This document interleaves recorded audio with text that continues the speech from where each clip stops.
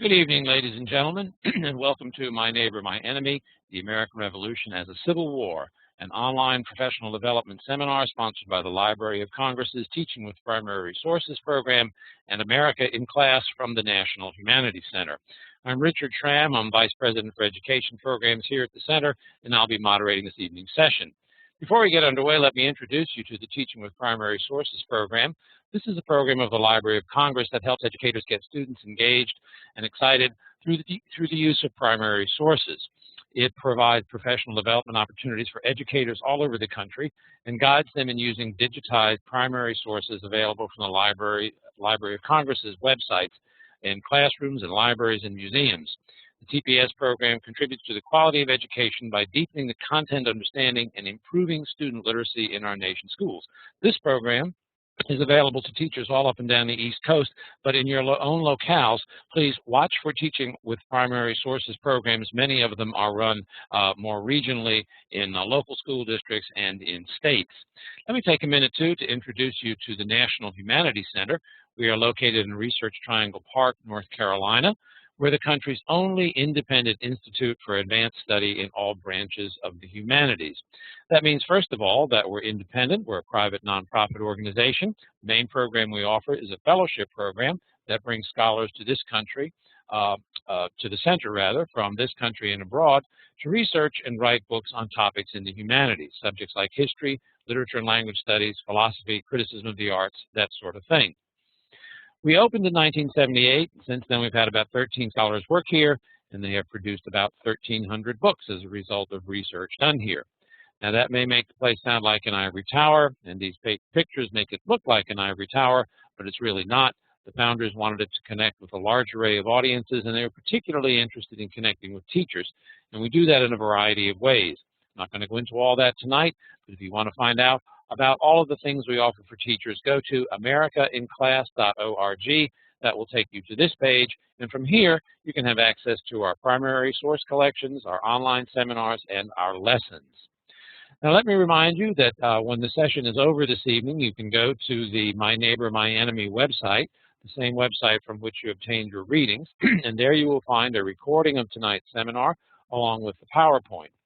You will also find an evaluation that you can complete and submit online. We ask you please to do that. It is very important to us. We pay attention to those evaluations, and so does the Library of Congress. We also invite you to use the PowerPoint. It's there for your instructional purposes, so if you see something you like on there, please feel free to take it and bring it into your classroom. Once we have received your evaluation, we'll send you a letter that you can use to submit to your local certifying authority to get whatever recertification credit your participation in this seminar warrants. Now, let me tell you how things are going to work this evening. Professor Breen will be making remarks about the American Revolution, and from time to time we'll stop and focus on primary documents, and we'll pose some discussion questions and probe those documents through those questions, and you can respond to those, and we really want you to respond with responses to our questions and your own questions through chat. And the way you do that, put your cursor in the green box that I've bracketed down the bottom of the screen. You put your cursor in there, type your message, and click that send button to the right, and your message will then appear in the larger text box above. I will be following the chat closely all evening, and I'll be bringing your questions and comments into the discussion at appropriate times.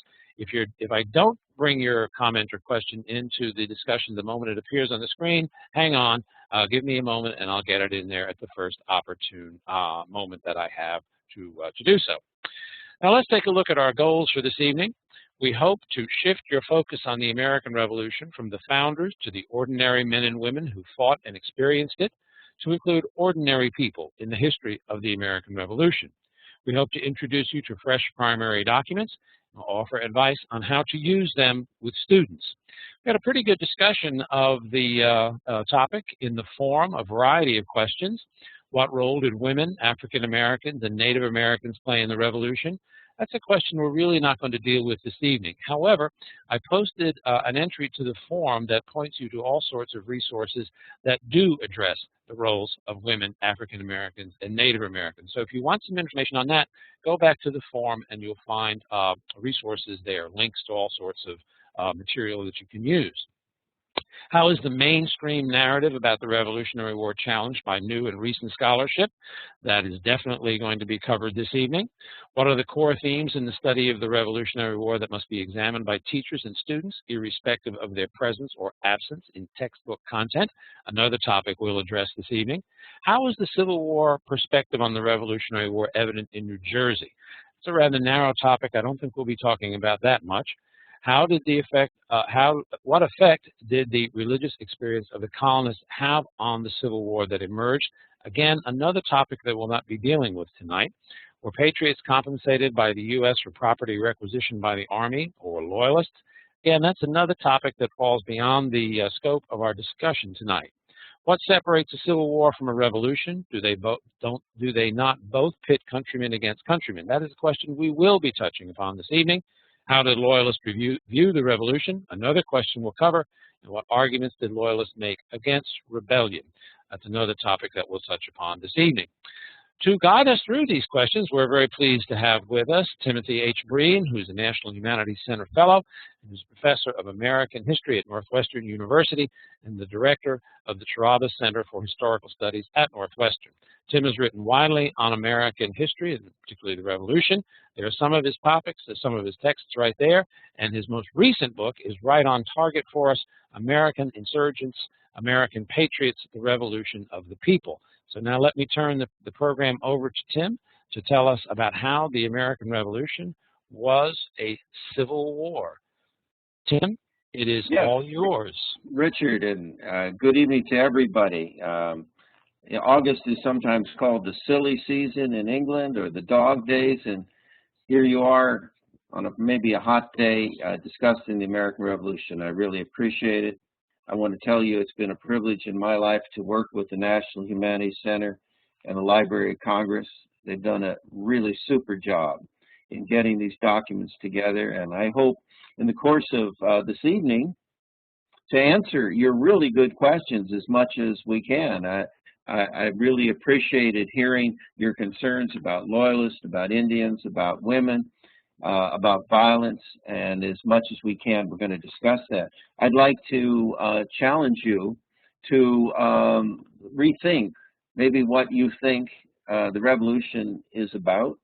Most of us, I think, in our classrooms inevitably focus on the founding fathers. They were outstanding men, to be sure, but without ordinary people, mostly farm people in farm families, without them making a decision to come forward, put their sons, as we saw in one document, or husbands in harm's way. Without them, there would have been no independence. There would have been no Constitution. There would have been no United States of America. And yet it's precisely this great mass of American people who are frankly often shortchanged in our textbooks, that we owe the success of this tremendous political venture. And so I'm urging you to restore the people to the story that we teach in our classroom, and instead of asking students to imagine if they were George Washington, ask them what they would feel like if they were involved in a genuine insurgency that risked violence. I'm going to emphasize tonight a subject that may make some of you a little nervous, and that is violence. Revolutions are not easy things. They require force. They require coercion, as we read in the papers today from around the world. And yet our textbooks often portray the revolution as an intellectual event where people just simply read great documents and instantly became an independent nation.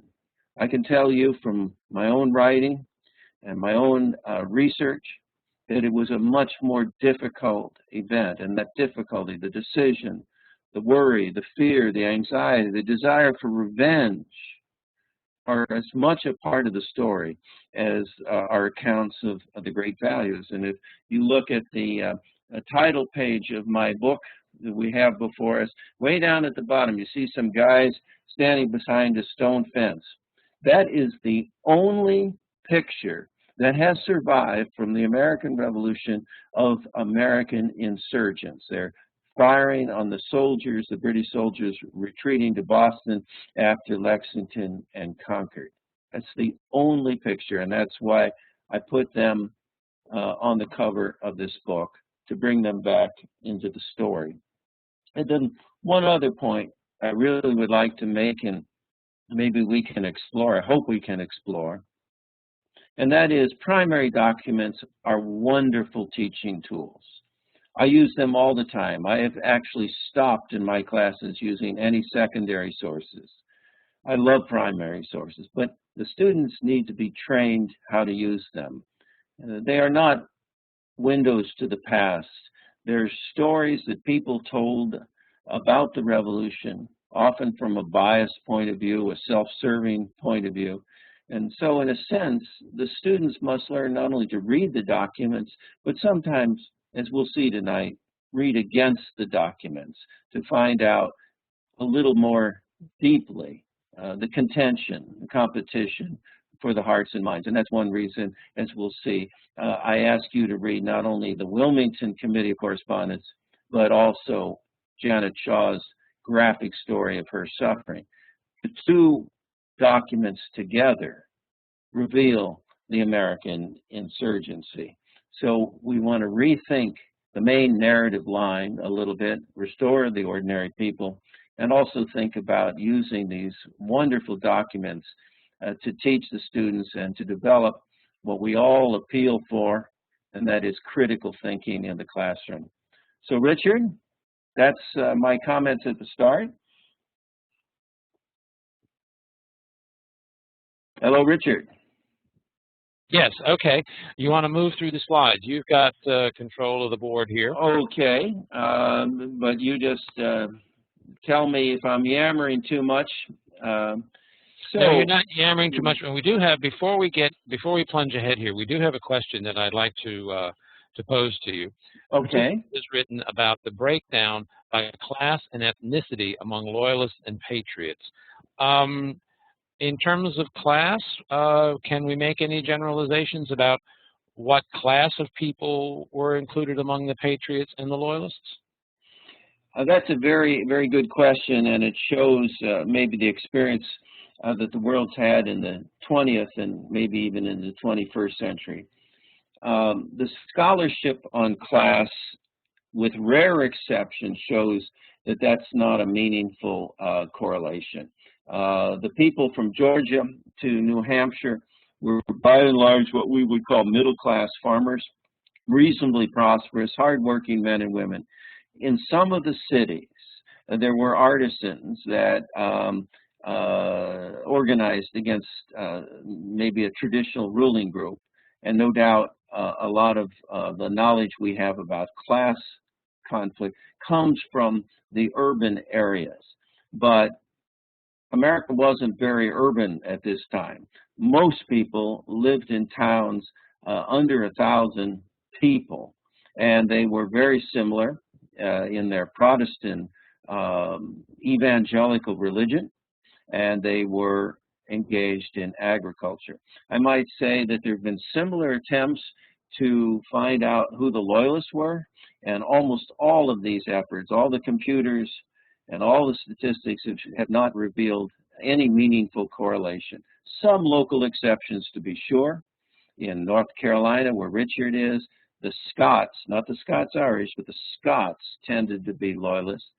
Some of the richer people in the cities favored loyalism, but given the numbers of folks in the United States or the new country, we would have to say that the division is more ideological than economic.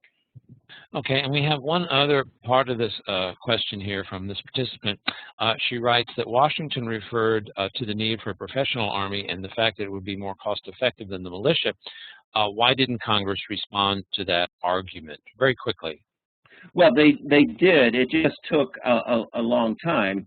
Congress then and now was very slow to act, and there were lots of congressmen that were showboating and looking out for local interests. But you're absolutely right. Washington went to Bunker Hill. He was appalled by the rough and ready New Englanders who didn't like taking orders from wealthy Virginians.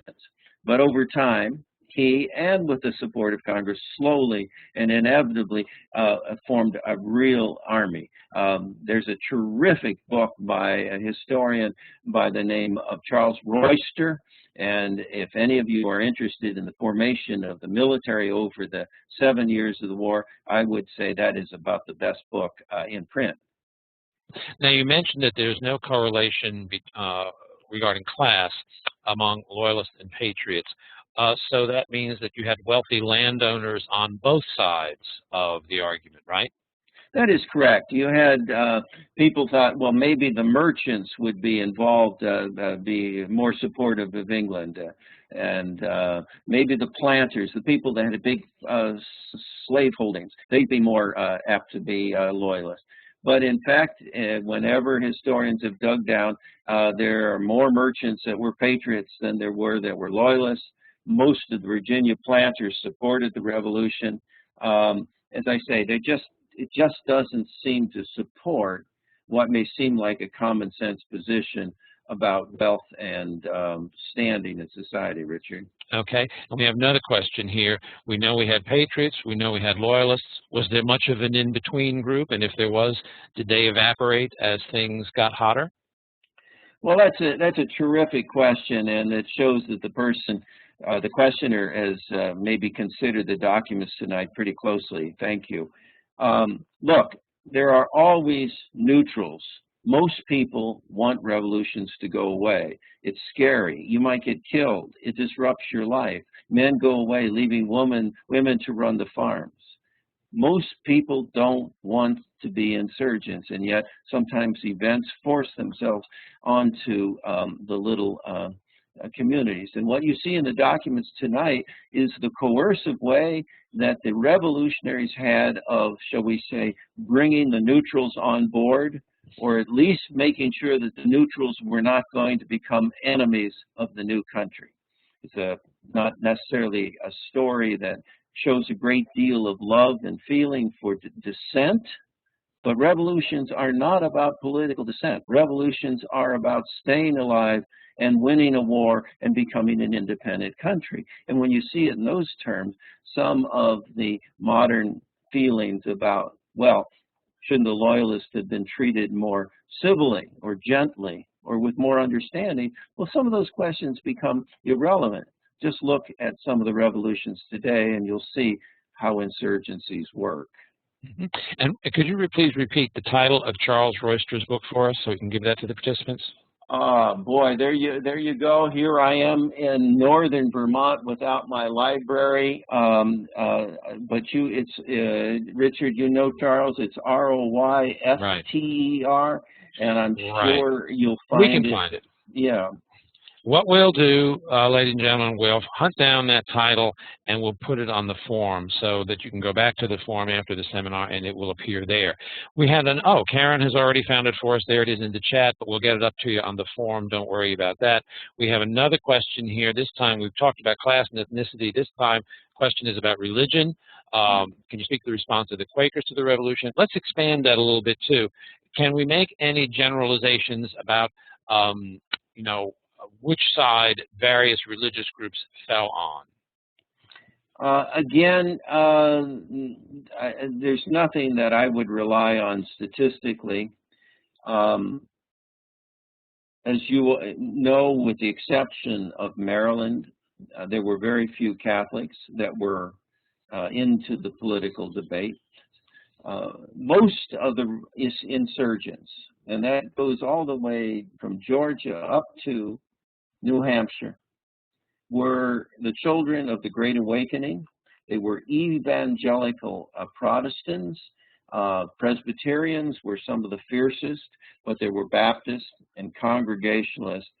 And I think the sect that probably split most between loyalists and insurgents were the Episcopalians. In fact, the Church of England was in America essentially destroyed by the revolution for obvious reasons.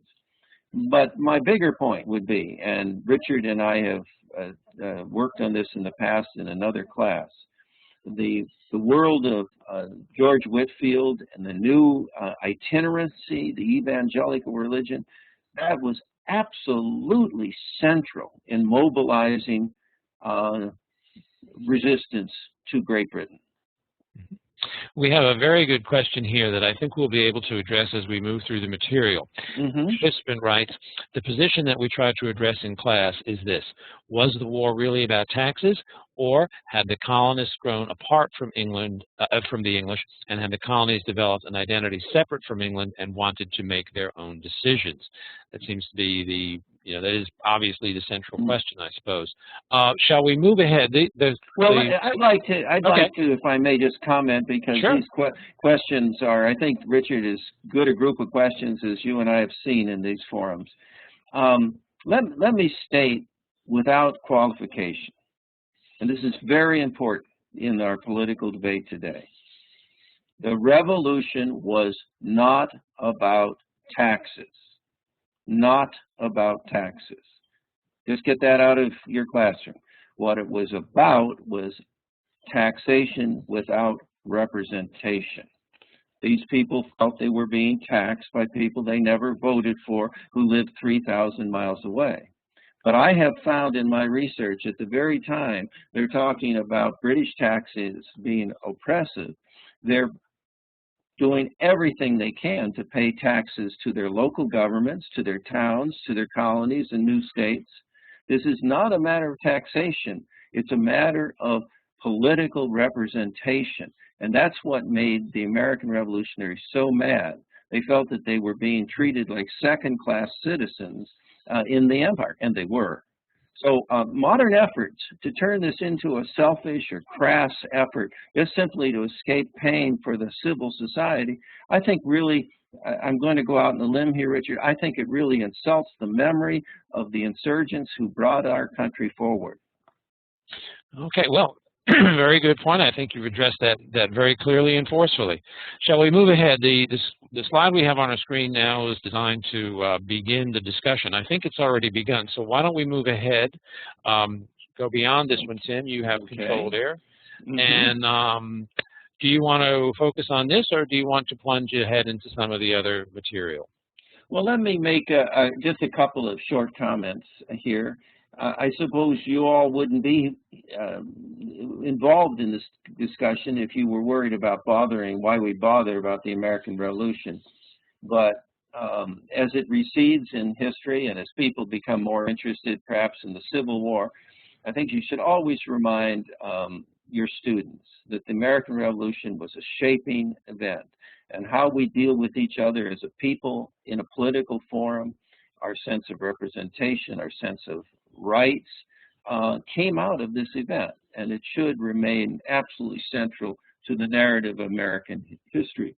Now, historians have tended to treat the revolution, as I said earlier, often as a ideological event, and this really dominated the last 50 years of historical writing with professors Gordon Wood, Bernard Bayland, and others.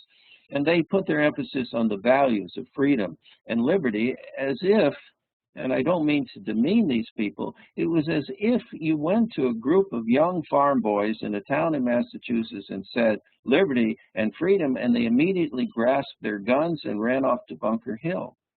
As the documents try to show tonight, the process of mobilization and bringing people forward in a revolution is a lot more complicated.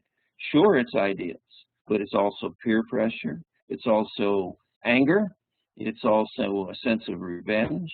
It's a group of emotions that drive revolution from being simply a grievance to a mass movement, and that's what I hope you see in this larger, more populist picture of our revolution.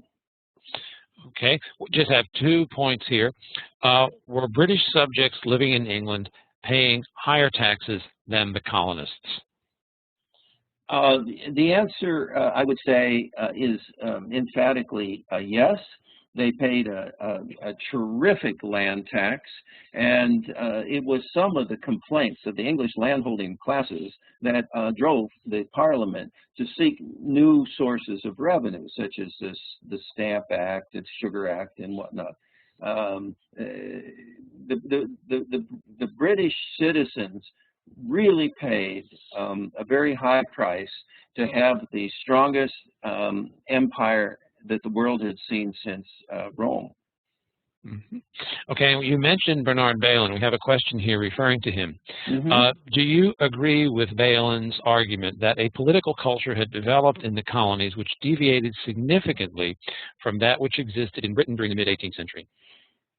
Yes, I think that's fair. The elections in the colonies had a broader franchise. It was all male. You had to have a certain amount of property to vote. That's all true.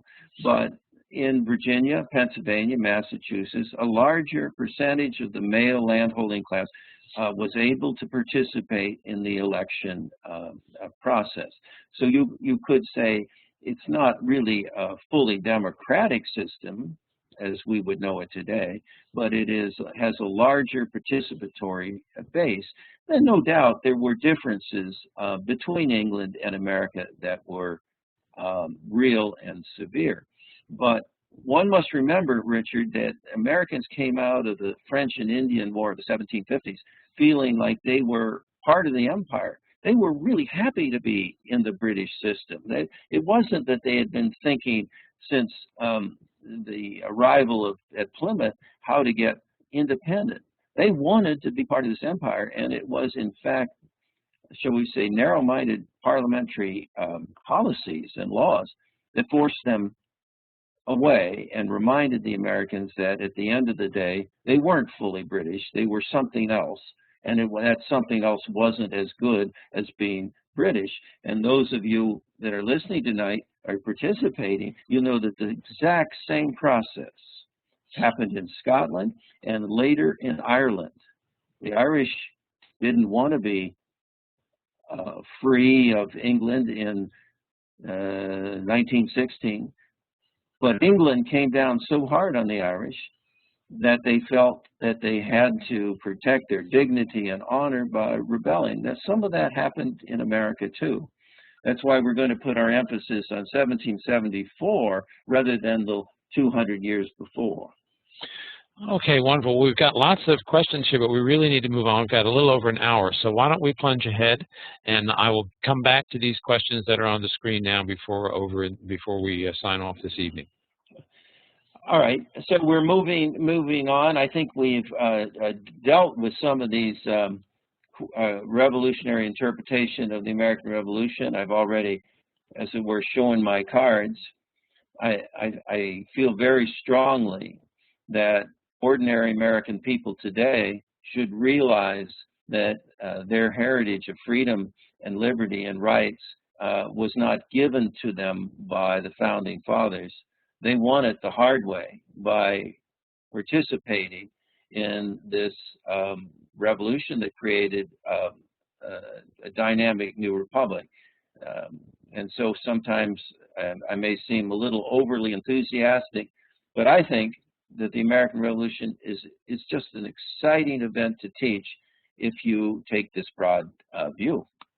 So we go, Richard and everybody, to a document that we got from the Library of Congress. As Richard has told you, they put together a collection of primary documents just as the National Humanities Center has. And we're not going to spend too much about it, but in December 1773, a group of guys in Boston that were dressed up as Indians destroyed many thousands of dollars worth of tea owned by a private company called the East India Company. The East India Company was like one of those corporations today that had poor management and was going bankrupt. And in this position of bankruptcy, they asked what many companies asked. They asked to be bailed out. And Parliament came up with a solution and said, it's very complicated. Look, if you can sell your tea more easily to the Americans without any middlemen, you can lower the price, you'll sell more tea, and that'll be fine. But what Parliament overlooked was the tea still carried a tax on tea that was not a representative or delegated revenue. And so the folks urged the shippers to send this tea back to England. And then we are on slide 22. But behold what followed.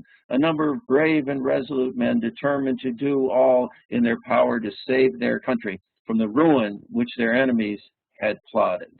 Now, this is a very interesting document, because you could ask your students, December 20th, 1773, that's 2.5 years before the Declaration of Independence. Oftentimes, textbooks start the revolution with the Declaration of Independence. We might ask ourselves, what is their country at the night when 342 chests are sent into Boston Harbor? I might say that the night of the Tea Party is very interesting. Some of the men that I've researched didn't bother with the Indian costume, and they complained that it was really nasty and messy work. My favorite is a narrative of a guy who went to destroy the tea, and after he had thrown about 50 chests overboard, the tea began to build in a great sodden, messy pile because the tide wouldn't take it out. And so they gave him a stick, and his job was to push the tea out into the harbor, and he didn't think that was very exciting or patriotic. But it sure caused reverberations in England, and in May and June, Parliament passed a series of acts which changed the government of Massachusetts, making it less democratic. But most important, and this is where the ordinary people come in, most important, Parliament closed the entire city of Boston to all or any commerce. That included firewood. That included foodstuffs. So the entire city was punished for the acts of a group of, shall we say, pseudo-Indians. It was that move, England's punishment of Boston, that brought the ordinary people out. And I would argue that if you understand the punishment of 1774, you'll understand the birth of an insurgency in America. As you see, the last line of 23, into the most humiliating bondage. That's what Parliament is doing. It's not only punishing the people, but the people say in a humiliating way that is unacceptable to their honor and pride, and they're very angry. Now, as we get on to 24, we're still in these Library of Congress documents about the reaction to the Tea Party. And you might, I'm not going to read many of the documents, it would just be unnecessary, but surely if we suffer these things, we are the most abject slaves. And I don't know about your classroom, but in my classroom, that always stops the students cold. That what possibly could abject slaves mean? These are free, white men, mostly artisans, many farmers. They're not slaves. And were they hypocrites? Did they not see that African Americans were out there in real bondage? And so this raises the kind of question that I think is worth in our classrooms. Are they just being hypocrites? And I'd like to hear from you. Or did the word slave carry different meanings in 1774, a political meaning as opposed to a labor meaning? All I know is that the emotional language of using slavery, that Parliament wants to make you slaves, really could get people riled up enough that they had an emotional bond with the insurgency. Well, let's pose that question to our participants. When your students, Tim, when they see the word slave, they stop over that and wonder about the hypocrisy of the revolutionary generation. What about our high school students? How do they stumble over that word slave? Do they see any problems or contradictions there? How do you all handle that in your classes? Any comments? In the meantime, we have a really good point here from Char Weigel. She writes, great point of connection with students since the announcement of the Boston Tea Party. They hate it when an entire class has to write an assignment or have a privilege removed if one or two are misbehaving. So there you have a potential insurgency in class. Here we go. I would say the word did carry different meanings overall. It was a form of bondage, but it did carry different meanings. Any other comments on that before we move ahead? Well, Tim, how did the founders deal with that? Didn't Jefferson have to remove reference to slavery from the Declaration because some recognized that it could be viewed hypocritically? Did he remove references to slavery from the Declaration? In the final form, slavery appears, and it is oddly discussed as a plot by George III against the Americans by George Jefferson and other Virginians claimed that they wanted to end the slave trade, and that George III wouldn't allow it because it was so profit-making. I think that particular claim may be a stretch, since large numbers of people in South Carolina and Virginia seem to have been quite content to have African Americans in bondage. This is a very, very hard issue, and I think it raises one of the fundamental problems that all historians, you teachers, and my work, and that is, how do you contextualize words that are so incendiary as the word slaves? None of us could fathom for a second any sympathy for a slaveholder and what slavery has meant in the long American history. And yet our founding fathers realized that the emotional charge of using that word in a political context really worked. And I think we can look at the politics, the so-called debate we have today in politics, and we see a lot of supercharged words that I suspect in 100 years, people are going to say, what did they think they were talking about then?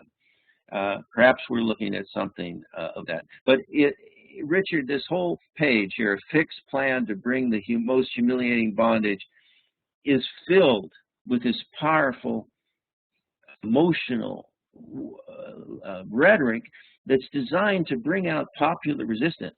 And so a lot of the American revolutionary documents are not these Enlightenment, cold, philosophic, reasoned, constitutional things that we've had our students read for 1,000 years, it seems, but rather tough-minded ways of getting a pragmatic insurgency in motion. And so the words themselves are important. Mm-hmm. I would point out to our participants that we have excerpted these passages from the text so that you could use them in class. These are what we might call money quotes, the ones that you can really use to pull apart with your students and get at the points that we're making this evening. We have a good question here in the chat, Tim, about support for the Boston Tea Party in other areas of the country. How deep was that support? How much unity did people in other parts of the colonies feel toward the people in Boston when they were suffering under the closing of the harbor? That's a wonderful question. Thank you. If I had been able to plant questions, that's the one I would have planted. The fact of the matter is there wasn't much support for the results of the Boston Tea Party. There were a lot of folks in New York and Philadelphia that wanted to continue trade, thought that the Boston people were a bunch of nutcases that were given to violence and extremism. And so the depth of support, when the news came out in December of 1773, was not that great. But what turned the American people, and I made this point and I think it's central, what turned the people in Virginia and South Carolina and Maryland and all the other colonies was not the Tea Party, but the punishment of Boston for the Tea Party. They felt that England had grossly overreacted in this punishment. And so what people by the middle of 1774 were saying throughout the colonies was the people, the workers of Boston who have been thrown out of work, who are hungry, who are suffering, they are suffering for what they said was the American cause. See, what happened is the Tea Party itself was perhaps a bunch of extremists, but the punishment created the American cause. It's a very important moment in the history of revolutionary resistance. Okay, good. Well, shall we move on then? What do we have before us here on the screen? We have on the Association of the First Continental Congress, and I hope that the participants can use this document because, frankly, it gets left out of almost every history book. Now, let me set the scene, Richard, because this is I think the central document for tonight. The Continental Congress met on September 5th, 1774. It was an illegal body in the eyes of the Brits.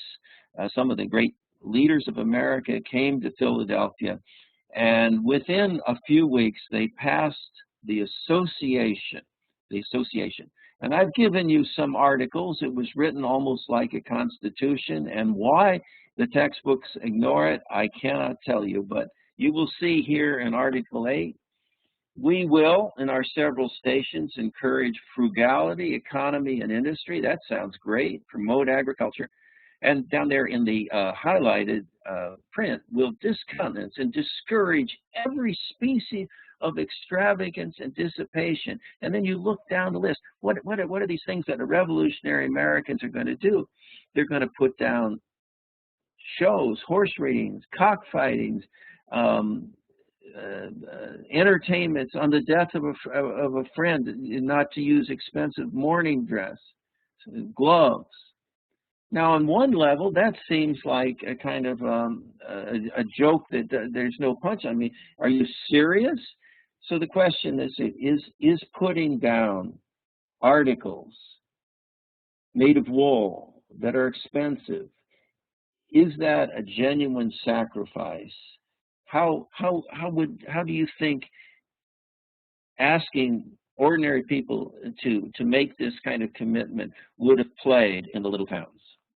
Okay, how do we think this kind of commitment would play in small towns? Would it really impinge much on the lives of the inhabitants? Perhaps the ones who could afford. A lot of these goods are imported, right? Here we go. This document is a great one to use with students.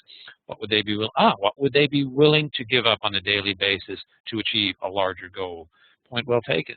Well, absolutely. That's a wonderful connection, because what the Continental Congress is doing here is saying, if you're serious, you've got to make a real sacrifice.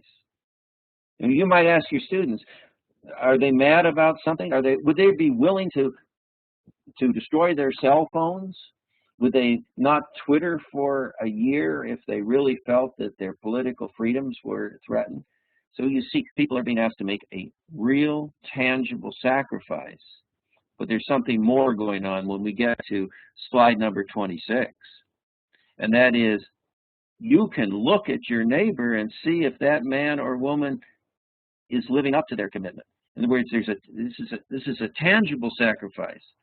If your neighbor is still sipping tea and still wearing British wool, well, and then you see, in this Article 11 is, I think, to me, really the start of the real revolution.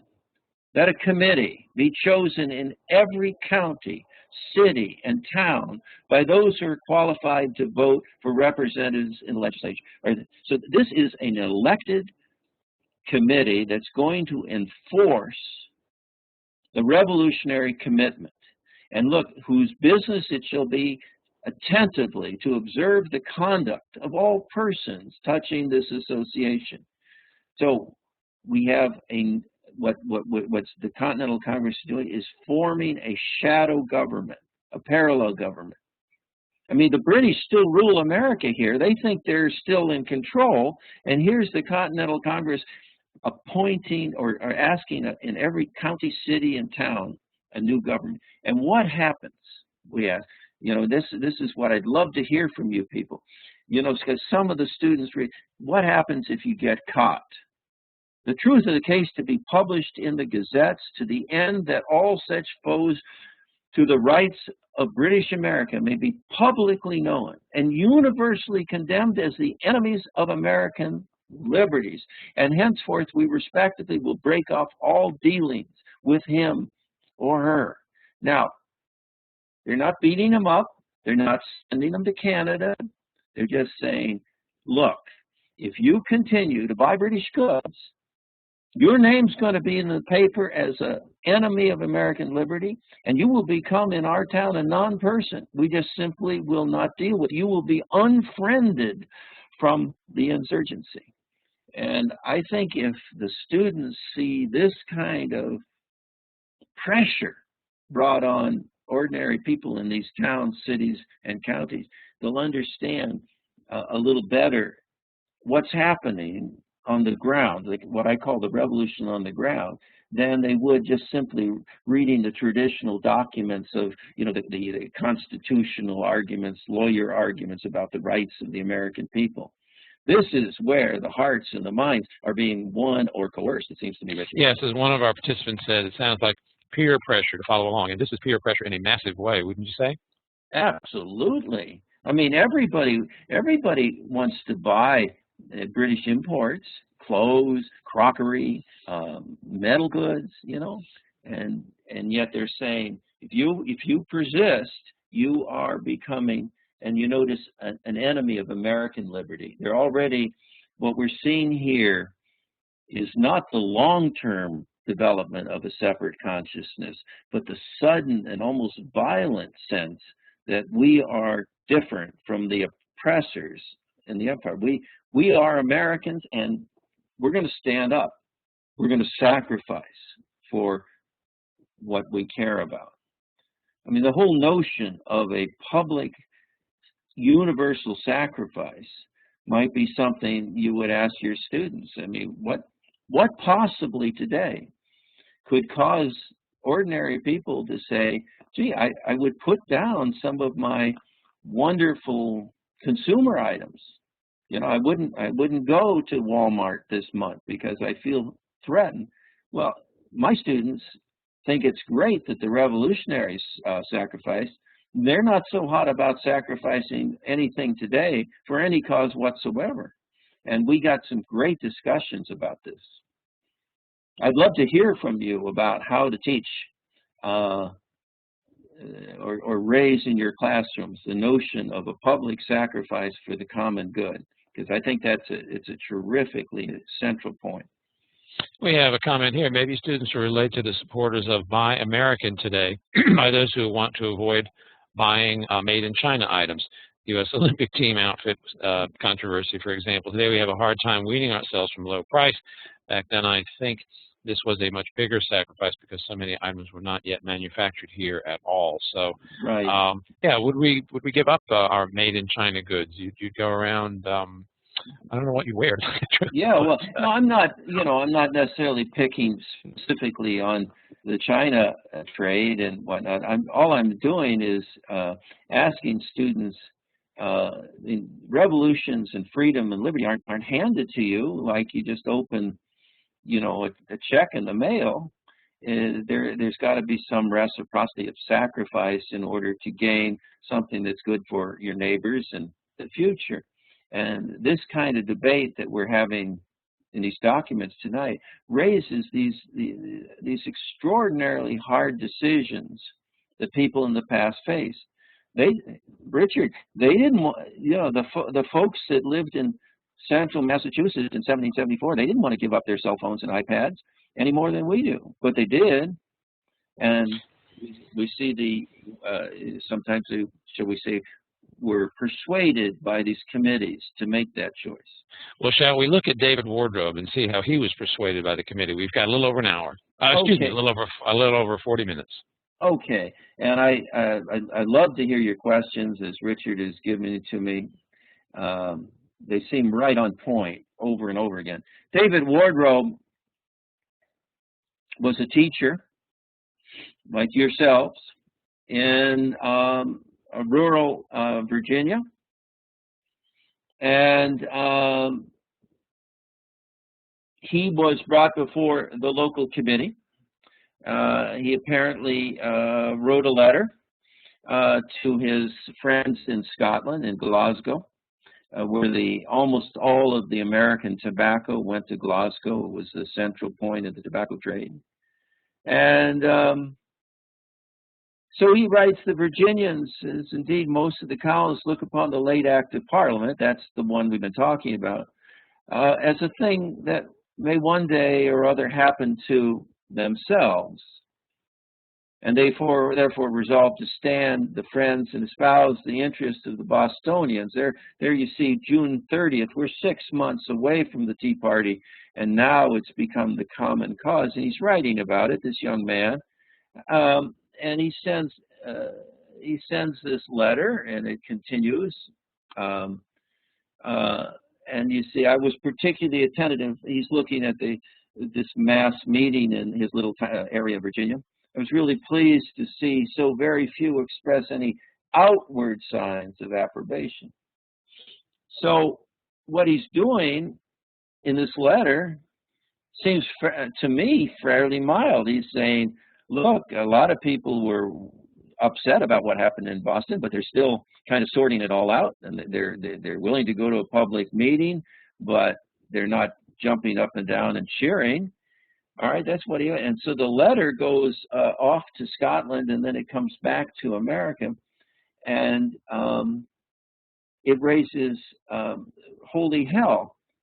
We see on 29, these late meetings have only to feel the pulse of the common people beat. The grand meetings for signing association will not be until August.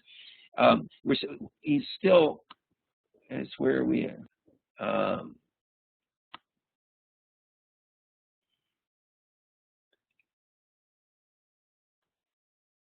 Yes, now I'm on 32. I jumped ahead. For this, he's brought before the committee, and he issues this confession. Now think in your own teaching. Where do you get revolutionary confessions like this? Well, it's the French Revolution, the Russian Revolution, the Chinese Revolution, where people are brought. So I do most heartily and willingly on my knees implore the forgiveness of this country, for do ungrateful a return made for the advantages I have received from it, and the bread I've earned from it, and hope from this contrition of my life, I shall be at least admitted to subsist among the people I greatly esteem, and desire that this may be printed in the Virginia Gazette. So there you can ask your students, wow, this guy is being totally humiliated before his students. Just think, before your classroom, by the neighbors and the parents of the students he teaches, brought to his knees. Why? Because he wrote a kind of mildly objective, slightly critical letter and sent it to Scotland. Okay, this is the kind of interaction that we don't ordinarily see in the Revolution if we believe in a kind of Norman Rockwell time of marching to glory and freedom. This man wants to stay in America, and he is begging his neighbors to forgive him. They did not forgive him. He was run out of town. He never taught in that community again. So is there a bite here in these association committees that have been formed? You bet there was. And this is more of what I keep calling the revolution on the ground, Richard. All right. Does anybody have any comments about poor Mr. Wardrobe? Any comments about Wardrobe? Poor guy makes it excuse me, Richard. I mean, go ahead. The question for the students is, what is the relation between his alleged crime, writing a letter to a friend, and the committee's punishment. It seems so out of proportion. And you might ask, why? Why would that be? Why would that serve the interest of the Revolutionary Committee? Surely one simple little teacher isn't going to undermine the revolution. Why do they publicly humiliate him? Any takers on that? Why do they publicly humiliate poor old David Wardrobe? And you'll see that public humiliation throughout, particularly when we get to Janet Shaw. Why would they do that? Any speculation? Good question to pose to your students. Make an example of him. He was close to the truth. Let's see. My students are reviewing documents. See the revolutionary says bullies. Interesting. Yeah. Send a message to others. I think we've covered that territory. What do you think, Kim? I think it was a symbolic punishment. I think he was from Scotland. He was easily treated as an outsider. And I think they went after him. As somebody asked earlier tonight about the neutrals or people in the middle. Well, let's say you said, I don't know about these Boston Tea Party folks. Damn it, I just like to stay home and grow tobacco. And then you see what happened to Wardrobe. That's a powerful message for folks to either keep their mouths shut or come on board in that little Virginia county, I think. So my vote would be it was a overkill for symbolic purposes of mobilizing revolutionary support. But there may be. I'd love to hear other speculations from you all. Okay, while people are writing in their other speculations, shall we move on to the proceedings of the Wilmington Committee? Yeah, we sure can. I would say that of all the documents Richard and I have put together, this and the Janet Shaw one, I think, are the most poignant. These association committees formed in the fall of 1774 and 1775. They did what the Continental Congress asked. They were elected. Some of the committees in places like Maryland had over 100 people on their committees, and it was dangerous. I mean, because if the revolution hadn't happened, or if it failed, these people on these committees would have been perhaps punished or hunted down, and they knew it.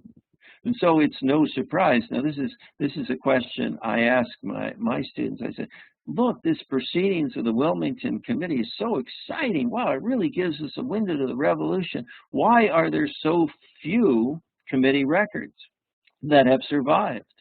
And I can tell you from my own research, there's only about 15 in all of the United States that survived out of thousands. You might want to speculate, why would that be? Why are there so few that have survived? My guess is it was dangerous. And if they kept records, they probably destroyed them. The Wilmington people must have felt very confident because they kept a daily running record of their doings.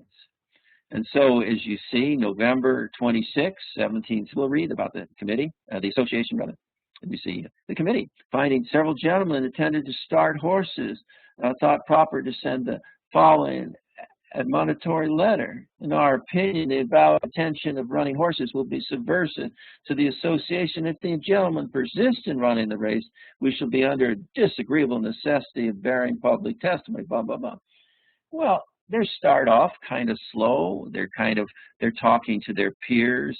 Look, guys, I mean, how's it going to look in front of the common farmers if you all insist on having big old horse races when we're telling them to sacrifice for the cause? So, just get with the revolution. And then we see on December 17th, a public ball is given.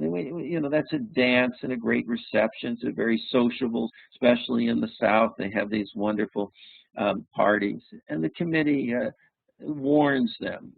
It doesn't talk about putting their name in the paper or coming around and doing bad things. Just Friends, come on, try to live up to the association, you see. And so we can follow that. And then March 6th, we're getting into 1775.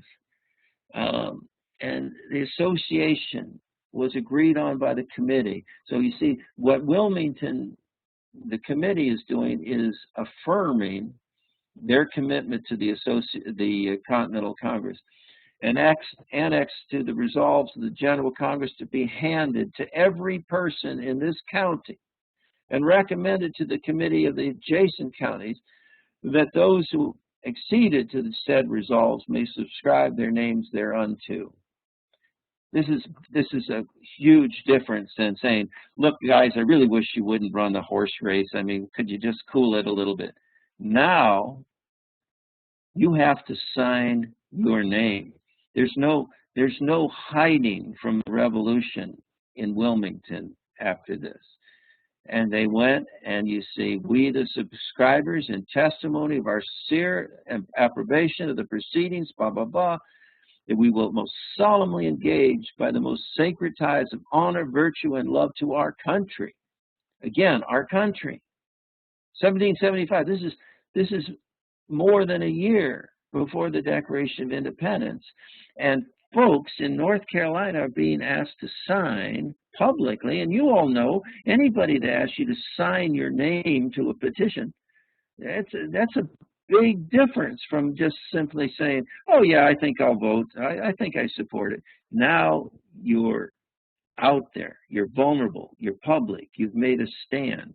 And so you see the committee is moving from mild persuasion of their friends to becoming an ideological or revolutionary enforcement. Now, I absolutely adore, I don't know, I would hate to have it happen to me. That's not why, but I adore the candor of the Wilmington Committee. On March 6, 1775, the committee, by the way, had, as I remember, about 60 or 70 members, okay? They're all men. They're all people that you would have known in that town, neighbors, merchants.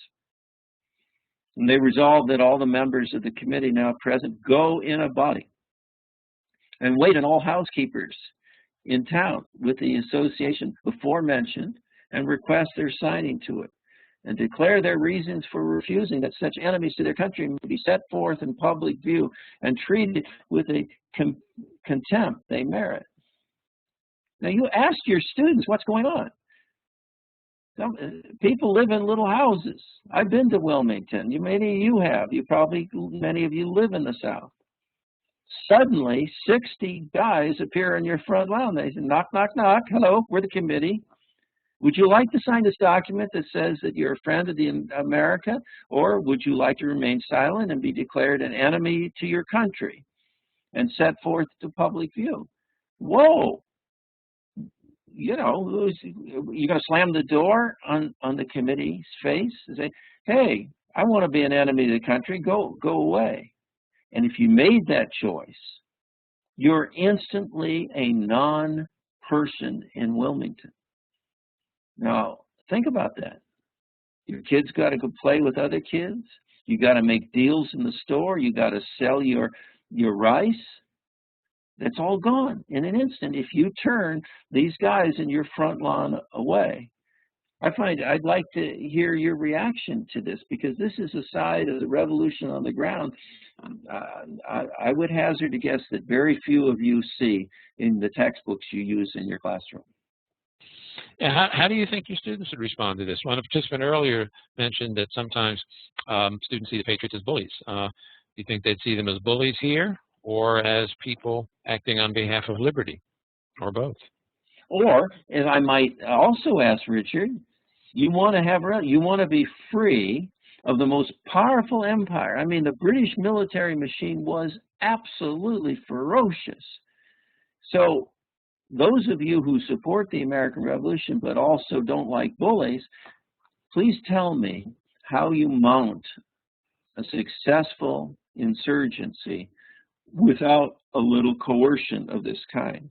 In other words, we may not like it, but what's the alternative? Are you going to sit down and hold hands and have a Quaker kind of meeting when you're faced with the possibility that a British fleet might sail into Wilmington Harbor and bombard you?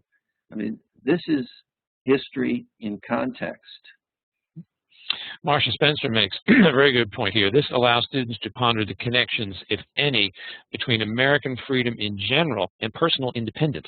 A great topic for discussion. Indeed, a great topic for discussion. Mm-hmm. Right. I mean, in a revolutionary ferment, independent political views gets short shrift. There's no question. This is not an open debating society. This is organizing for violent resistance against the constitutional government that your forefathers have lived under for a very, very long time. Mm-hmm. Reuben Quanbeck frames it rhetorically quite nicely. Are you now or have you ever been a member of the Loyalist Party? It goes in American history there. No, I like the phraseology. I hate the event that you're referring to. Again, I mean, it may be a trivial point, but I think in our effort to see American independence as inevitable, I mean, once you start, you have all these wonderful documents you can read of Jefferson and Adams and so on. And you miss, without the Wilmington Committee, Washington or Adams would not be taught in any school in the United States. They would have been forgotten because their revolution wouldn't have gotten off the ground. Mm-hmm. Mm-hmm. And you see Dr. Thomas Cobbin and Messrs. McDonald, they're getting punished. And you might ask your students again, is this really a bad punishment? I mean, what the hell, your neighbors are being mean to you? Just close your door, put the dogs in the law. Resolved and agreed that we will have no trade, commerce, dealings, or intercourse whatsoever with the above-mentioned persons or any others connected with them or with any other person or persons who shall hereafter violate the association. Does that sound, I mean, they're not saying we're going to lock you in jail. No torture. It's just that in Wilmington, you lose your standing as a person. Carla Garfield makes a good point here, too. She notes, it also puts a human face on the enemy. Britain is far away. Many have never been there. But here's someone local they can blame. Mm-hmm. Someone local against whom they can take action. Yeah, good point. Yeah, Carla, I mean, that's just like poor Mr. Wardrobe. You know, he's just this young Scots school teacher. He's the guy in town. And Dr. Cottom and John McDonald are also visible. Mm-hmm. I think at one point, I think you've already answered this question, but we have a participant asking, would the revolutionists have been successful if it were not for these tactics? And I think the point you're making all along is, no, it wouldn't have succeeded. You had to bring pressure on people to take up arms and join your side. Yeah, absolutely. I just don't, I mean, the alternative would have been that we would have sucked it up, and over maybe 100 years, England would have given us something like home rule. Maybe we would have become like Canada in the fullness of time. Who knows? But if you wanted an independent state where you felt that your rights and liberties were secure, these are the strategies and techniques that worked then, and I think throughout the world, in the Middle East and some of the groups that are challenging the United States today throughout the world, frankly, it's as if they went to school on us. Committees, commitment, religiosity, threats. By and large, it's a fairly effective way to move, as I say, from grievance to organized resistance. So then we go, if you all would move to document 37, Janet Shaw is an immensely appealing woman. woman. She was a young woman. She was a single woman. She was a musician. She played the piano. Everyone liked her, and she decided to take a tour from her native Edinburgh down to the Caribbean, and then she came up to Wilmington to see her brother, who happened to work as a customs collector for the British Empire in Wilmington, not exactly your most popular job. And what Janet Shaw gives us is the other side of the coin, as it were, from the Wilmington Committee. Wilmington Committee just talks about being efficient, going from house to house, asking people to sign up. And yet, when we read 37, here's this young girl. I went into town, the entry which I found closed up by a detachment of soldiers. Wow, there's no mention in the committee of soldiers, but here they are in the streets of Wilmington. But as the officer immediately made way for me, I took no further notice of it, but advanced to the middle street, where I found a number of the first people in town standing together, who seemed much in passion. Here's this young girl. She's walking down the street. It's probably a muddy street in colonial small town. And there she sees the folks she went to dinner parties with, people that she's played the piano with. Most of them were, and I'm reading her words, my acquaintance. I stopped to speak to them, but they one voice, they said, "Beg in heaven's sake, get off the street now." Making me observe they were prisoners. So here are some of the, in her words, the best folks in town, standing as a group before soldiers. There's nothing in the records of the committee of this kind of action, but this is what she is seeing. And then you go down to the second paragraph. Again, we're teaching the revolution on the ground. She starts talking to an officer with whom I had just dined. I mean, this is social relations going on. And we go down to, she said, what authority do you act? And he says, he turning to me, who is now joined by several ladies, is what they call their test. But by what authority this gentleman forces it on us, we are yet to learn. And then he says, in good insurgent talk, this is the voice of the American insurgency. "There is my authority," said the officer, pointing to the soldiers with an insolent air. "Dispute it if you can." Wow.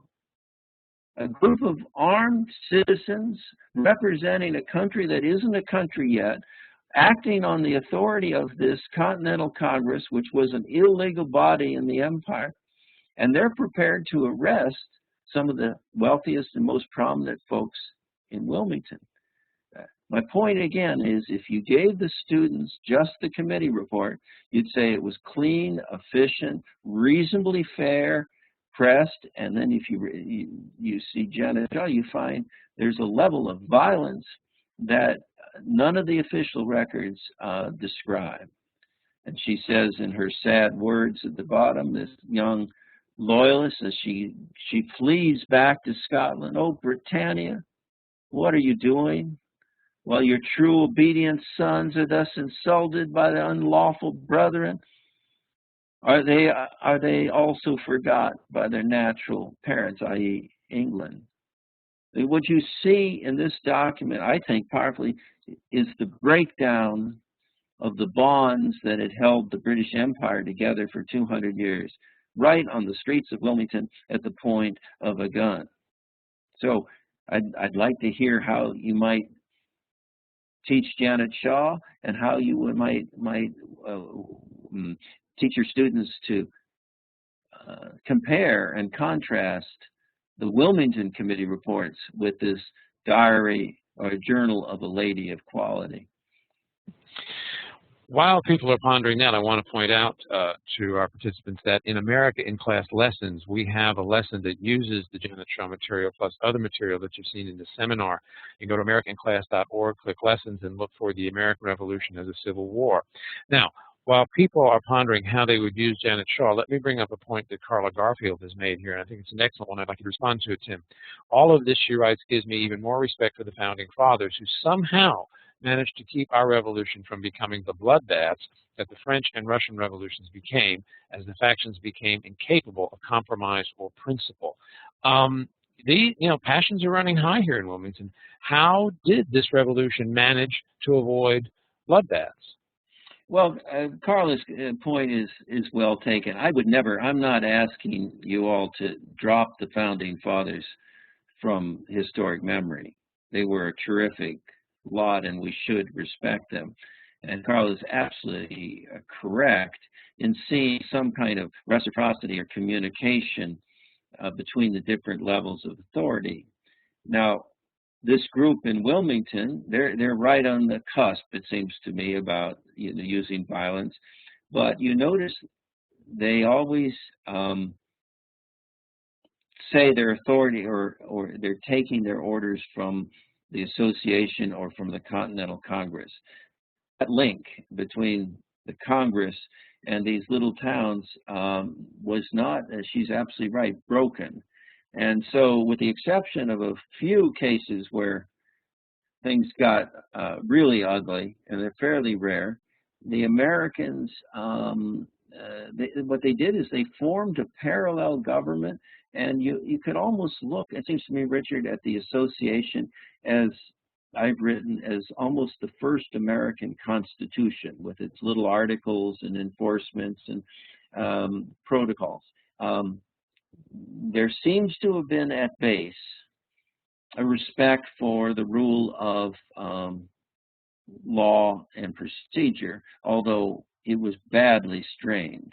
And there were moments when the Founding Fathers took alarm. No doubt the Loyalists regarded it as they'd gone too far. The Loyalists really thought the streets of America had turned to anarchy. But Washington and Adams and Jefferson had more faith at the end of the day in the American people doing the right thing, and they were right in the end of the day. We have a point here. Perhaps the bloodbath was avoided because so many Loyalists left. That's a factor? That's true. It's estimated that anywhere from 50 to 100,000 men and women left at the end of the war. They went to Nova Scotia. They went to England. Many of them took their slaves with them. And I think taking these irreconcilable enemies out of the picture no doubt helped the revolutionary settlement succeed. There's no question. But in areas such as around New York City, where there were large military units of American Loyalists in Westchester County and whatnot, America came very close to a civil war. It usually operated on the edges of knew they could fall back onto a safe and secure positions. But in Connecticut and, as I say, New York and New Jersey, the war took on a civil war aspect, and there's no denying that a lot of folks were harmed by that. Mm-hmm. All right, we need to move on, Tim, but before we do, let me bring in a point that Molly Stevenson raises here. Perhaps the bloodbath was avoided because of the lack of clear socioeconomic or ethnic differentiation between the Patriots and Loyalists. Do you think that's an important point, too? Yeah, I mean, the comments that are coming in, Richard, are really, it seems to me, raising insightful issues. We started to talk about class. I think if there had been a deep class issue, there probably would have been greater violence on the ground. But as I said, there was this commonality of evangelical religion. Most of these folks, as I've told you, were farmers. They grew different things, but they were part of an agrarian economy. They spoke the same language. That helped. They're not huge ethnic differences. These elements helped create a new solidarity. Many of the countries we see in the world today where there's splits, there are separate languages, separate religions, and this tends to shatter the possibility of united resistance, which seemed to develop pretty naturally in America. Now, Okay, well, I do want to say one thing here, so I don't sound, at all Pollyannish about, the revolution process. 1/5 of Americans weren't part of the revolution. They were African American, they were slaves, and they were not asked what they thought about Britain or anything in Janet Shaw's life. Janet Shaw's friends and the Wilmington Committee accepted racial slavery as a matter of course. So, here's a large group of workers. And if you look at slavery as potentially a class issue where the lower class happens to be black and unfree, you can develop a quite different picture of the American Revolution, but that's not what we're doing tonight. okay, well, shall we move on then, Tim? We're coming to the end here. Okay, sure thing. We have now the diary of Matthew Patten, and I would say this is my absolute favorite. Matthew Patten was a Scots-Irish. He was a hard-nosed Presbyterian. If any of you are Presbyterians out there, this guy was Westminster Catechism, take no prisoners kind of guy. His family had emigrated to America in the middle of the 18th century, and they were not welcome in Boston because they were seen as Irish, but they were Protestant Irish. Boston would then later not welcome Catholic Irish, but that's another story. And so Patten and a lot of his Irish friends migrated to the hardscrabble farms of southern New Hampshire. And if any of you know New Hampshire, you'll see that a lot of the towns still bear the names of Ireland, Londonderry, and various other places. And this was his world. And so I have taken a very long document. I highly recommend you try to get the whole document. It's a very, in a sense, it's prosaic because the guy's a farmer.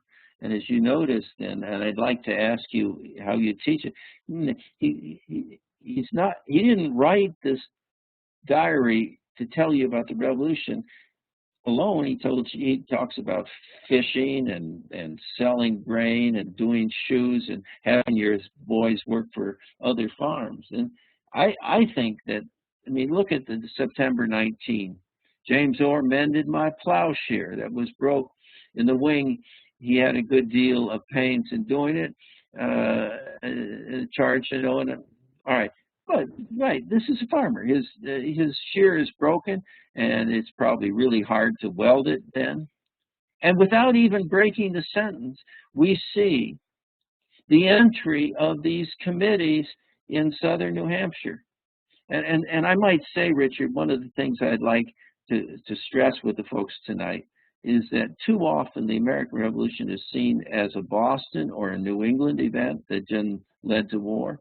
But I would hope you would go away realizing very, very seriously that by the summer of 1775, the American Revolution was a North Carolina, it was a Virginia, it was a New Hampshire event. If it had just been Boston, the British could have picked them off, and that would have been the end of the story. Anyway, here's Patten. So I went to a town meeting that evening, and the people intended to go to Amherst tomorrow to visit Mr. Atherton, who insisted on my going with them, and they told me I must and should go, and that if I did not, they would visit me, on which I said I would go. Wow, this is a committee. He's calling it the town meeting, but they're saying, Matthew, we'd sure like you to join us. We're going to go over and see Mr. Atherton, who has maybe been drinking too much tea or saying good things about George III, and really like you to go. But if you don't go, we can't be responsible for what happened. Again, the coercion of revolution. And then, this is September 1774. Note the date. This is not something that starts in the Declaration of Independence. It's starting years before. And then we see this powerful thing, April 20th, 1775. They received news of Lexington and Concord. Read that last line. And our son John came home from being down to Pennachuck and intended to set off for our army tomorrow morning. And our girls get up all night baking bread and fitting things for him and John Dobbin. You want to bring women into the story. You want to bring families into the story of the American Revolution. This is a New Hampshire family making the hardest decision that they have ever made in their lives. And they're going to send their son, John, down to Massachusetts. He doesn't know those folks. They're total strangers. But when the alarm bell comes, the folks in New Hampshire respond. This is really, really amazing. And what you're seeing is the making of an insurgent family in America. I'm now, Richard, moved to 39. And you see by April 26, 1775, what's going on. I went at the desire of the town. Again, when you see town, you should read committee to Colonel Goffs and Merrills and McGregors and cautioned them to take special care of strangers and persons suspected of being Tories crossing the river, to examine and search if they judge it needful. Now this is something you should ask your students. We usually teach the American Revolution in terms of big issues, the meeting of the Continental Congress, the fighting of battles. Maybe that's the way we teach it. But without folks away from in the countryside enforcing the revolution like Matthew Patton is doing, there would have been no support. In other words, we're talking about the ideological war in back of the battle lines. And so what they're doing is they're watching folks moving into New Hampshire that might be enemies. And I got a pound of coffee and 9 flints from McGregor, for which I paid him. You see, you ask your students, well, maybe he's not emotionally involved, because in the same sentence that he can talk about chasing Tories, he's worried about getting a pound of coffee. To me, this gives the document, I think, special poignance. And then we're moving right along. I see the clock, Richard. We have more of the committees. July 17th, the committee is treating Mr. Houston as being an enemy of the country. He happens to be the minister of Patton's town, and they drove him out. And then I ask you to read the entry, document 41, May 21st, 1775. I find this almost impossible to read, and I'll tell you honestly, don't think less of me. I get a little teary-eyed when I read this, because their son was killed. He was shot through his left arm at Bunker Hill fight, and now was led after suffering much fatigue to the place where he now lies in defending the just rights of America, to whose end he came in the prime of life by means of that wicked, tyrannical brute, nay, worse than brute, of Great Britain. He was 24 years and 31 days old. Look, there's no country yet. Why did the boy die? If you were going to go and say to Matthew, I'm really sorry to hear your son died, and then you'd say, and why? What was the justification? There's no US of A yet.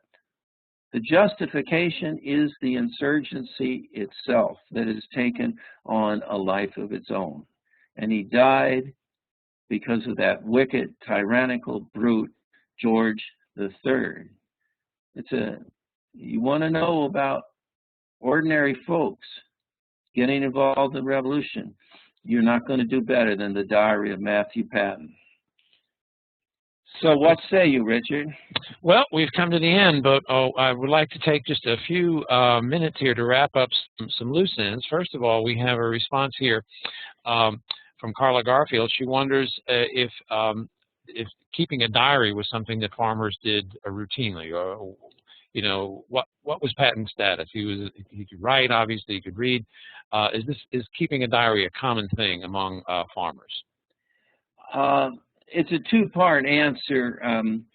One is it may have been more common than the archives would reveal because, frankly, folks that we're talking about tonight, their documents, their letters aren't privileged the way John Adams and George Washington's letters are privileged. And so I suspect a lot of them didn't make it out of the 19th century. How many folks kept diaries? It's impossible to tell. And that's, frankly, the reason why Matthew Patton is so important, just like the Wilmington Committee is so important. These are wonderful survivors of that period, and I guess in a direct way, we got to teach what we got. But I would rather use these primary sources, I imagine you would too, than hearing from historians like myself telling the students what they should believe. And we have a few questions here I'd just like to wrap up. I think all of these questions could deserve a seminar on their own, but if you could address them kind of quickly. One thing that often intrigued me and has intrigued one of the participants, how did the British overlook what was happening in the colonies in the 1770s, or did they overlook it? Oftentimes empires, it wasn't that they overlooked it. Their initial reaction was that it was not so threatening as it was. They badly underestimated the depth of committee and the depth of the support and the effectiveness of this committee system. And so it really wasn't until the middle of 1775 that royal governors are writing back and saying, look, we got trouble here. This is not just a mob or a group of folks that are mad about taxation and representation. This is a real movement. But they were slow to see the point. And then, of course, America is a very, very big place, even then, along the seaboard, about 1,800 miles long, maybe 300 miles deep. The British Army, and we can't go into this, found itself in a situation much like we found ourselves in Vietnam. They could control the cities, but they couldn't control the countryside. And whenever they left the countryside, people like Matthew Patton and the Wilmington Committee came right back with even more vengeance than before. Mm-hmm. Mm-hmm. Okay, well, I think that does it then, ladies and gentlemen. Let me urge you to use the form. We're going to post some material on the form, some things that came up in the seminar tonight. So go back to the form to look for resources and material that we promised to put there. You can also pose more questions and share your approaches to teaching this material. We'll monitor the form until September 4th, which means that as things come in, we'll pass them along to Tim and get back to you with a response. Please submit your evaluations. As I said, they're very important to us. Tim, I want to thank you for giving us an excellent seminar. We really enjoyed it. Thank you very much. Well, let me say I thank these people. I think this is about the best, most probing questions I have seen in our time. So thank you all for joining us tonight. And let me echo Tim there. I want to thank all of our participants. This was indeed an excellent seminar. Thanks to you folks. You had some really excellent questions and comments, and we really appreciate them. This is the last of our Teaching with Primary Sources seminar for this year. However, please check our regular seminar schedule. You can do that by going to americainclass.org, click on seminars. There you will see a really outstanding lineup of fall seminars. We're doing some on literature, so please tell your English teacher colleagues to check in and sign up for some of our seminars. I hope we'll be with you again soon in the future. To escape the classroom tonight, you go up to the upper left-hand corner of your screen, click on File. There'll be a drop-down menu. The last item says Leave Session or Exit Session, something like that. Click on that, and you're home free. Thank you, ladies and gentlemen, and good evening.